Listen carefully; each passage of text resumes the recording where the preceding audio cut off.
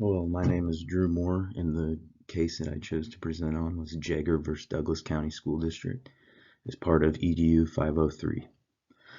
For many years, the Douglas County School District has been saying prayers before every football game. Nobody had ever said anything until 1985 when Doug Jagger, a member of the high school marching band, went to the principal of his school and stated that it went against his own religious views because they would mention Jesus Christ.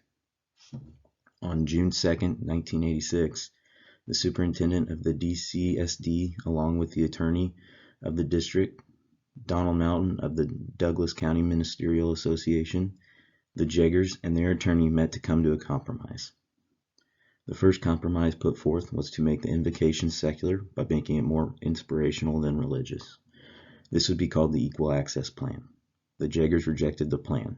Donald Mountain later composed a compromise and said that the invocations were strictly tradition-based and not meant to impose religious values. They decided that the prayers would temporarily cease at football games. In September 1986, the Jaggers filed their complaint in the United States District Court for the Northern District of Georgia. It was later decided that 1. The pregame invocations were unconstitutional, 2. Denied the Jaggers for permanent injunction, 3. Rejected the Jaggers' claim based on the free exercise of religion clause of the First Amendment, and 4. Rejected the Jaggers' claim that the school district violated the Georgia Constitution.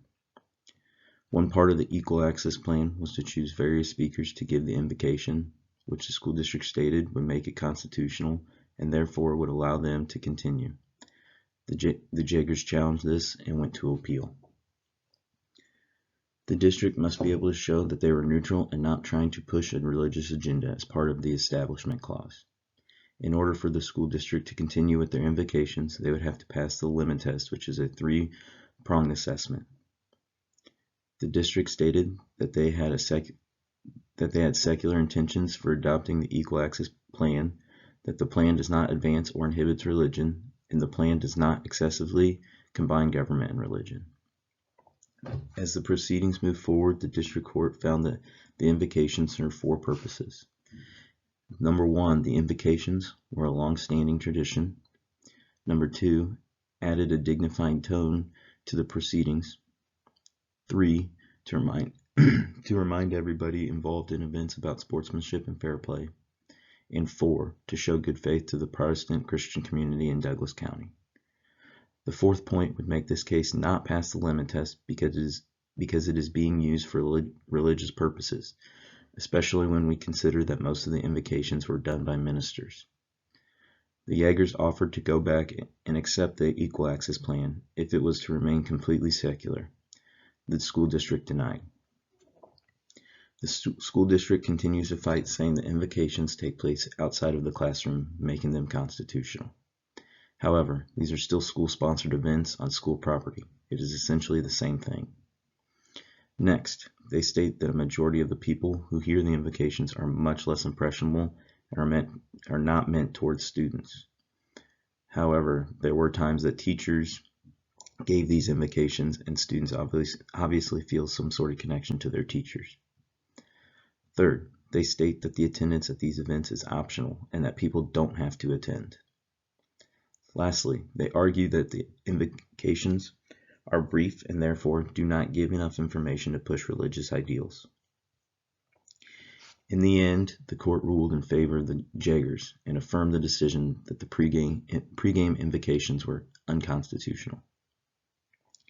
I understand why the school district wanted to continue their 40-year tradition of their regular invocations. Tradition is very important to school athletics and brings a sense of pride to others involved. Everybody that has gone through high school or college have certain traditions that they can use to connect with people that came before and after themselves. I believe that the Jaggers were wishy-washy in the beginning and that they could have taken the original Equal Access Plan, and all of this would have been done long before it got to court. However, I believe that the school district became stubborn as the court proceedings continued. They were trying to push something they knew had strong religious intent. I support people that feel that strongly about their faith, but the district was clearly facing opposition, and I can see why the Jaggers could feel uncomfortable in the situation. As I read, it became clear that the district motives were a little bit hazy.